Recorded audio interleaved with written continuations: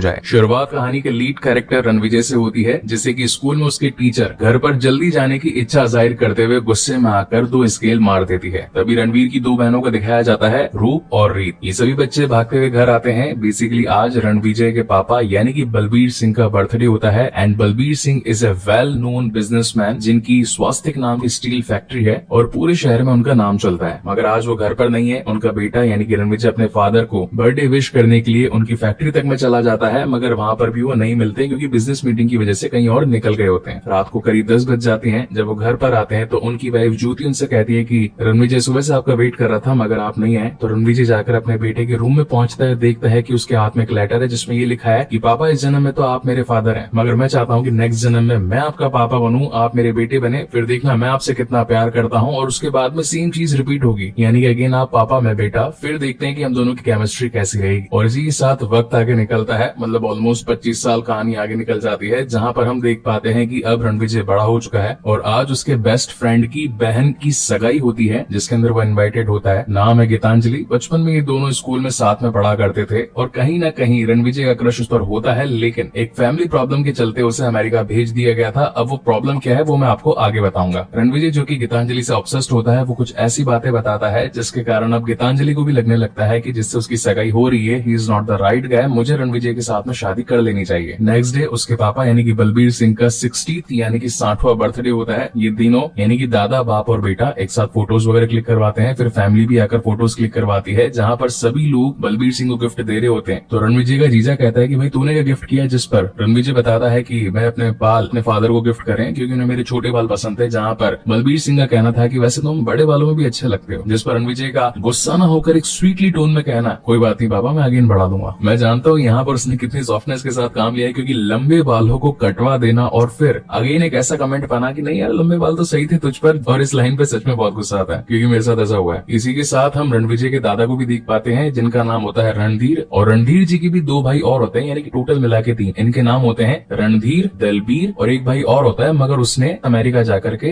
अपना धर्म चेंज करवा लिया होता है यानी कि मजहब बदल लिया होता है, वो मुसलमान बन जाता है, नाम रख लेता है अकरम। इसी पार्टी में शहर के बड़े बड़े नेता लोग भी आए होते हैं। तो वरुण यानी कि उसका जीजा आकर रणविजय को कहता है कि तुमसे मिलने के लिए बड़े बड़े लोग आए, जाकर उनसे मिलो बातचीत करो, जहाँ पर रणविजय कहता है कि मुझे उनसे कोई मतलब नहीं है, मेरी दादाजी के साथ में बढ़िया बातें चल रही है और मैं उन्हीं के साथ खुश हूँ। ये बात सुनकर उन दोनों में झगड़ा होने लग जाता है कि तभी वहाँ पर रीत पहुंच जाती है और कहती है कि सॉरी मांगो तुम्हारे जीजाजी से यानी कि वरुण से, मगर इस पर वो उससे सॉरी नहीं मांगता। अगेन झगड़ा बढ़ जाता है। अब ये झगड़ा पहुंच जाता है पापा जी के पास में यानी कि बलबीर सिंह के पास में। तो पापा अगेन खरी खोटी सुना देते हैं, जहाँ पर अब वाला आता है बचपन का किस्सा। अब इसमें हुआ ये था कि जब रीत कॉलेज में पढ़ रही थी तो उसकी रैगिंग यानी कि कुछ लड़कों ने उसे छेड़ लिया था, तब वो रोने लगती है। तो रणविजय आकर कहता है कि तेरा ये हाल किसने किया मुझे बता, और बदला लेने के लिए वो पहुंच जाता है एक चलती क्लासरूम में और पूछता है कि वो लड़के कौन है जिन्होंने मेरी बहन को छेड़ा। अब कुछ लोग जवाब देते हैं कुछ नहीं देते हैं, तो वो गन लेकर क्लासरूम में पहुंच जाता है और सभी को धमकाने लगता है, जिस पर बताना पड़ता है कि हाँ भाई वो 4 लौंडे थे और आज कॉलेज में आए नहीं है, लेकिन कल जैसे ही आ जाएंगे तो हम आपको बता देंगे। इस पर वो अपनी गाड़ी निकालता है, अपनी सिस्टर को गाड़ी में बैठाकर घर लेकर जाने लगता है। ये कहता है कि तुम कल कॉलेज नहीं आओगे, मगर लकीली वो 4 ही लोग जिन्होंने रीत को परेशान किया था वो मिल जाते हैं रास्ते में। तो यहाँ पर गाड़ी के साथ उनकी चीजिंग शुरू और एक दो को तो भीड़ भाड़ देते हैं, जिससे कि इनको बहुत चोट बहुत सारी खरोंच आती है। अब ये बात अगेन जब पापा जी के पास पहुंचती है बलबीर सिंह के पास में, तो वो अपने बेटे रणविजय पर गुस्सा होते हैं कि आखिर तूने लोगों को गाड़ी से ठोका क्यों,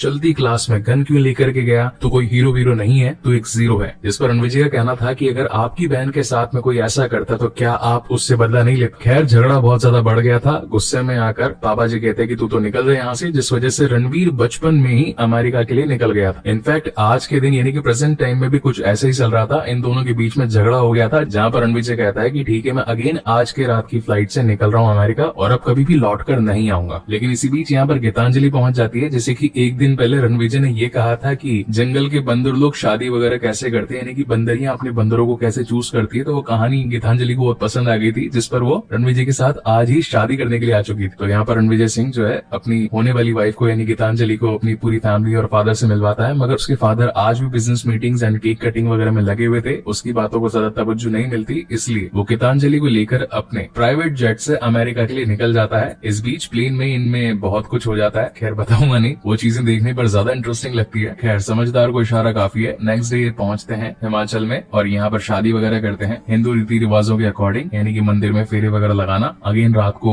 वही सारे इंटीमेट सीन होते हैं, जिसके बाद कहानी यहाँ से आगे बढ़ती है डायरेक्टली 8 साल आगे, और हम देख पाते हैं एक एनिमल को जिसके मन में गुस्सा भरा है और वो सीधे कंपनी में पहुंचता है बहुत सारे बॉडीगार्ड्स के साथ में, और वो लोग आते ही वरुण को जान से मार देते। इस हॉल में काफी सारे लोग बैठे होते हैं, इन्हीं में एक शख्स भी होता है असरार उल हक, जो कि सारे कांड वो देख रहा था मगर कुछ कर नहीं पाता, मगर मन में उसके कुछ तो चल रहा था। वो क्या चल रहा है वो मैं आपको आगे बताऊंगा। जिसके बाद हम रणवीर को अपनी पूरी टीम के साथ देख पाते हैं। जो बॉडीगार्ड्स वो लेकर आया था वो इवेंचुअली उसके सारे भाई कजन्स होते हैं। इनफैक्ट अब तो गीतांजलि को भी बात मालूम चल चुकी होती है कि रणविजय ने आज एक मर्डर किया है और मैं क्रिमिनल के साथ में रह रही हूँ, तो वो अपने बच्चों को वापस से अमेरिका ले जाना चाहती थी। जहाँ पर हमें ये मर्डर क्यों हुआ, 8 साल बाद ये लोग वापस इंडिया क्यों आए, इसकी बैक ब्रीफ दिखाई जाती। अब होता यह है कि एक दिन बलबीर सिंह गोल्फ कोर्स में गोल्फ खेल रहे होते हैं, तभी उनके ऊपर 2 गोलियां आकर के लगती है, मगर ये नहीं पता कि वो हमला किसने करवाया। ये खबर रणविजय तक भी पहुंचती है, तो वो 8 साल के बाद में यहाँ पर आता है, अपनी फैमिली को देखता है, पापा से बातचीत करता है। तो बलबीर सिंह का कहना था कि जब मुझे पहली गोली लगी तो मुझे सिर्फ तुम्हारा ही ख्याल आया, क्योंकि मैं जानता था कि मैंने अभी तक तुम्हारे साथ जो भी किया है वो गलत किया है और मुझे ऐसा नहीं करना चाहिए था। इसी बीच रणविजय की मुलाकात मिश्रा अंकल से होती है, जो कि बलबीर सिंह के बहुत खास अच्छे दोस्त होते हैं। वो बताते हैं कि ये पहली बार नहीं था जब बलबीर के ऊपर जानलेवा अटैक हुए, इससे पहले भी कई लोगों ने ऐसी कोशिश करी, मगर ये हमले हैं कि रुकने का नाम नहीं ले रहे, और अब तो वर्करों ने काम पर आना भी छोड़ दिया है। जहाँ पर रणविजय खुद पहुंचता है कंपनी में, यानी कि स्वास्थ्य स्टील फैक्ट्री में, और सभी लोगों को विश्वास दिलाता है कि जब तक पापा के कातिल का गला अपने हाथों से नहीं काटूंगा तब तक चैन से नहीं बैठूंगा। हम लोगों ने पहले भी इंडिया के लिए बहुत कुछ किया है और आगे भी करते रहेंगे, सभी लोग अपना काम दिल से करेंगे। और जहाँ तक रही पापा की बात, तो 3 महीने बाद में वो आप सभी के सामने होंगे, वो भी बिल्कुल सही हालत में। रणविजय को ये बात बहुत अच्छे तरीके से मालूम थी कि नॉर्मल सिक्योरिटी गार्ड्स जो कि हर वक्त पहरा भी देते रहते हैं, लेकिन दुश्मन ने अपना काम फिर भी कर लिया, इसका मतलब उसे अब नॉर्मल गार्ड्स की कोई जरूरत नहीं, कुछ तगड़े ऐसे दिलदार लोग चाहिए जो कि हर वक्त जान तक लेने और देने के लिए तैयार हो। तो वो पहुंच जाता है अपने दादाजी के भाई यानी कि दलबीर सिंह के पास में और कहता है कि मुझे गार्ड्स की जरूरत है। गार्ड्स बोले तो मुझे मेरे भाइयों के सहारे की जरूरत है, क्योंकि वही हर वक्त साए की तरह मेरे आसपास रह सकते हैं। मुझे पापा के कातिलों को ढूंढना है और उन्हें आसमान में पहुंचाना। खैर पहले तो ये सारे भाई लोग यानी कि जितने भी कजन होते हैं वो मना कर देते हैं, लेकिन दादाजी की एक आवाज पर ये सभी भाई मिल जाते हैं और एकजुट होकर कातिल को ढूंढने की कोशिश करते हैं। और अब जैसे कि एक बार पिताजी पर जानलेवा हमला हो चुका है, तो कहीं दोबारा ना हो जाए इसलिए रणविजय एक बॉडी डबल को लाकर खड़ा कर देता है, जिससे बलबीर सिंह की चाल ढाल, क्या बिजनेस, कहाँ पर उठना बैठना है वो सब सिखाया जाता है। और एक दिन जब वो बॉडी डबल अपने परिवार से मिलने के लिए अपने घर जा रहा होता है, तभी उस पर असरार, जैसे कि हमने इस मूवी के हॉल शूटिंग वाले सीन में देखा था, वो आकर अपने बहुत सारे गार्ड्स के साथ में धनाधन गोलियां चलाता है और बॉडी डबल को ये सोचकर मार देता है कि वो बलबीर सिंह है। ये खबर अब तो सिंह फैमिली में भी पहुंच जाती है, लेकिन यहाँ पता चलता है असली वाले तो जिंदा है। और जब वरुण उन्हें देखता है तो उसके दिमाग के चौके छक्के उड़ जाते हैं कि आखिर ऐसा कैसे हुआ। तो वो कॉल करके असरार को ये कहता है कि तूने जिसको मारा वो एक बॉडी डबल था और वो अभी भी जिंदा है। जहाँ पर असरार ये कहता है कि ठीक है, बलबीर को मारने का काम तेरा, इस छोटे वाले को यानी कि रणविजय को मैं जान से मार दूंगा। मगर उसका कॉल टैप हो रहा था और अभी सारी खबर पूरी फैमिली में फैल जाती है। और जो थोड़ी देर पहले हमने सीन देखा था कि कैसे एनिमल यानी कि रणविजय सिंह अपनी बॉडीगार्ड्स की टीम लेकर एक चलती मीटिंग के बीच में सभी लोगों के सामने वरुण को जान से मार देता है, तो वो यहाँ से कनेक्टेड होता है। और अब क्योंकि रणविजय को मालूम होता है कि असरार के लोग उसके पीछे आएंगे उसे जान से मारने के लिए, तो वो एक बड़ी गन का ऑर्डर दे देता है। अब असरार कौन है? वो है एक मल्टी बिलियनियर कंपनी का मालिक जो कि स्वास्थ्य को अपने अंडर कर लेना चाहता है और अपने बिजनेस को और एक्सपैंड करना चाहता है, जिसके पास में बहुत सारे आर्म्स फोर्सेस मतलब काफी सारे लोग मौजूद हैं। इस इन्फॉर्मेशन के मिलते ही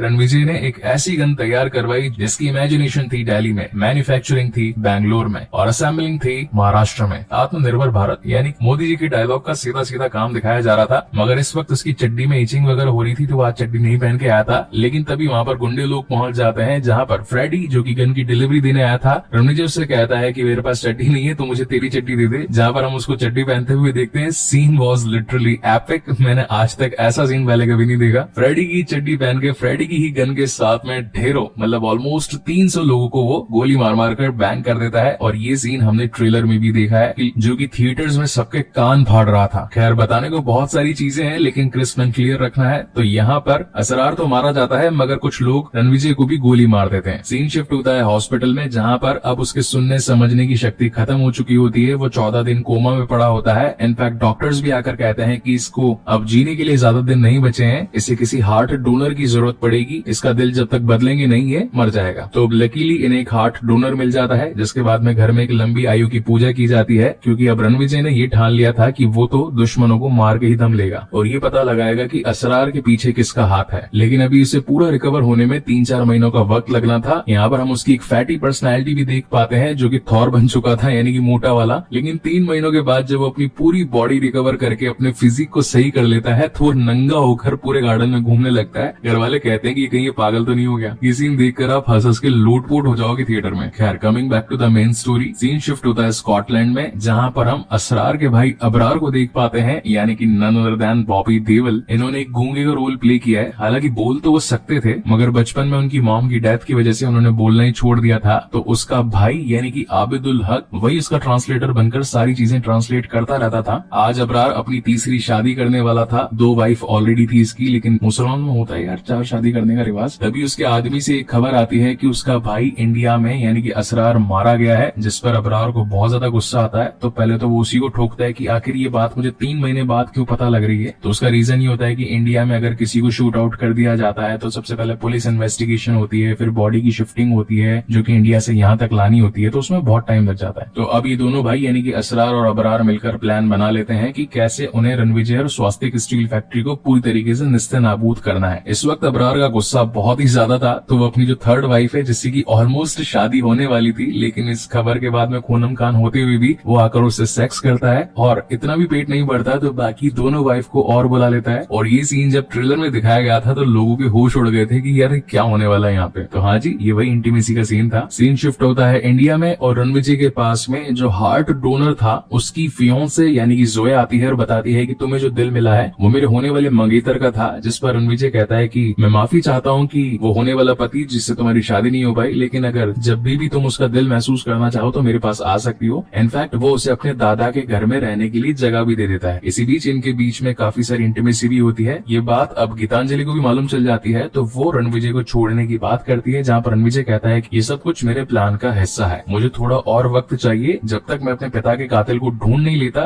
तब तक चैन से नहीं बैठूंगा। तो गीतांजलि का वही वो मुंह में ब्लॉकेज वाला सीन आता है, मतलब कि उसने क्या बोला था लेकिन समझ में नहीं आया काफी सारी ऑडियंस को। तो वो ये था कि तुम्हारे पिता के लिए तुम्हारा प्यार रोग नहीं जोग है। नेक्स्ट डे हमारे ऑब्सेस्ड एनिमल पहुंच जाते हैं जोया के पास में और जितनी भी लव बाइट्स दी होती है तो रोल्स रॉयस वाली कंपनी के मैनेजर्स को बुलवाकर सभी को ये कहते हैं कि लव बाइट के कलर की रोल्स रॉयस चाहिए मुझे। थोड़ी देर बाद में कार की डिलीवरी भी हो जाती है, लेकिन उसमें एक बॉम्ब फिट होता है और इन दोनों की कार में बैठने से पहले ही नई की नई कार की ऐसी की तैसी हो जाती है। जोया को बहुत ही ज्यादा टेंशन हो रही थी, जिस पर रणविजय कहता है कि तुम एक तरीके से मेरी वाइफ हो, अब हम इस जगह को छोड़कर चले जाएंगे, मैं मेरी पुरानी वाली वाइफ को तलाक दे दूंगा, हम कहीं और रहने लग जाएंगे, तुम सिर्फ मेरी हो और अब तुम पर कोई भी खतरा मैं आने नहीं दूंगा। जिस पर जोया का कहना था कि मैंने अभी तक तुमसे झूठ बोला, मैं एक डबल एजेंट बन के काम कर रही थी, मुझे अबरार ने ही तुम्हारे पास भेजा था ताकि मैं तुम्हारी सारी इन्फॉर्मेशन उस तक पहुंचाते रहूं। उनका प्लान ये है कि वो तुम्हारी ही तरह दिखने वाला एक शख्स अब इंडिया में भेजेंगे, तुम्हें तो ऑलरेडी जान से मार दिया जाएगा, जिसके बाद में वो बंदा एक एक करके तुम्हारी फैमिली यानी कि वाइफ, बच्चे, मॉम एंड डैड को मारेगा और जो भी मरेगा वो आखिर में सिर्फ यही सवाल करेगा कि जो हमें बचाना चाहता था आखिर वो हमारी जान के पीछे क्यों पड़ गया। जिस पर रणविजय का कहना है कि ये सारी चीजें मुझे ऑलरेडी मालूम थी, मैं तो बस तुम्हारे मुंह से सुनना चाहता था कि आखिर तुम कब तक अपना मुंह बंद रखती हो। जिसके बाद हमारे रणविजय सिंह गाड़ियां लेकर पहुंच जाते हैं अपनी जी वैगन सीधा स्कॉटलैंड और अब बारी आती है रियल मार कुटाई की, जहां पर अबरार यानी कि बॉबी देओल भी उसे मारना चाहता था, लेकिन आबिद बोलता है कि अभी वो इतना गुस्से में है, उसके पास लोग ज्यादा हैं, वो तुझे जान से मार देगा, अगर जिंदा रहेगा तो अपन अपने प्लान को कभी भी एग्जीक्यूट कर सकते हैं। तो ये लोग सीधा फ्लाइट लेकर पहुंचने वाले होते हैं किसी और देश में, लेकिन तब तक ये महाराज वहां भी पहुंच जाते हैं और फिर होती है धनाधन मार कुटाई। दोनों कपड़े खोल खोल के सुपर हीरो यानी कि अपने रणवीर कपूर एंड बॉबी देओल 2 घंटे तक एक दूसरे को खूब तोड़ते हैं। इनफैक्ट इन्होंने अपने लोगों तक को मना कर दिया था कि कोई भी गोली नहीं चलाएगा या फिर किसी भी वेपन का यूज नहीं होगा, हम दोनों एक दूसरे का बदला एक दूसरे से ही लेंगे। अब यहाँ पर वो फेमस सीन भी आता है जहाँ पर बॉबी देओल उसके ऊपर बैठकर सिगरेट फूकता है and that scene was literally epic. ये लड़ाई इतनी लंबी चलती है कि अब तो ये लोग थक चुके थे मारते मारते एक दूसरे को कि खड़े होने की भी ताकत नहीं होती है। जिस पर at the end Ranvijay Abrar को बोलता है कि देख, है तो तू मेरा कजन भाई, अगर तू मेरे पापा को मारने की जिद छोड़ दे तो मैं तुझे जान से नहीं मारूंगा, लेकिन बॉबी देओल बोलता है कि पकड़ मेरा, यानी कि वो ऐसा करने के लिए तैयार नहीं था। तो गुस्से में आया हुआ रणविजय उसको मार देता है, यानी कि अपनी हाथों से उसका गला काट लेता है और उसकी शपथ पूरी होती है। जिस पर वो खुशी से अपने घर पर आता है, अपने पिताजी को बताता है कि मैंने आपके कातिल को जान से मार दिया, मगर एक भाई था जो अभी भी जिंदा है, तो हो सकता है कि वो फिर से कोई ना कोई कोशिश करे आपको मारने की, तो मैं चाहता हूँ कि इन छुट्टियों में आप मेरे साथ में अमेरिका चलें। मगर बलबीर अमेरिका जाने के लिए तैयार नहीं होता है, जिस पर वो फेमस